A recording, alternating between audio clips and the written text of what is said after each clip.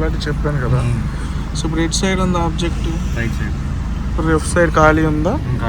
ఇప్పుడు మనం రివర్స్లో తీయాలనుకోండి, బ్యాక్ చేసి లెఫ్ట్. ఇప్పుడు ఇక్కడ నుంచే స్టీరింగ్ తిప్పేయాలి. అది లెఫ్ట్కి తీస్తారా రైట్కి తీస్తారా? రైట్కి తీస్తాం. ఓకే, ఇప్పుడు లెఫ్ట్కి తీస్తే ఏమవుతుంది ఆబ్జెక్ట్కి.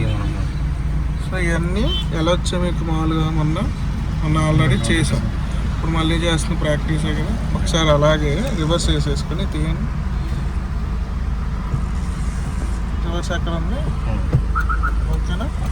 సో ఇప్పుడు స్టీరింగ్ తిప్పేసేయండి. ఎటు తిప్పుతారో తిప్పేశారు. ఇంకోటి ఫ్రంట్ పక్కన ఉన్నప్పుడు క్లోజ్ అనేది ఉన్నప్పుడు ఆపోజిట్ వెళ్ళొద్దని చెప్పాను కదా.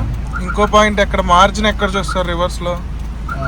బ్యాక్ సైడ్ ఏదైతే మన కార్ ఎడ్జ్ ఉందో దానికి మ్యాచింగ్లో ఉందా లేదా చూడండి. ఓకే, ఇప్పుడు తీసేయండి. అటు తీసేయండి. దానికి ఏం తగలట్లేదా లేదా చూడండి.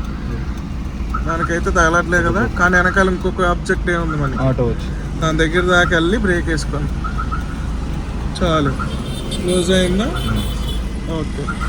సో ఇప్పుడు ఫస్ట్ వేసుకుని ఇటు మూవ్ అయిపోవచ్చు.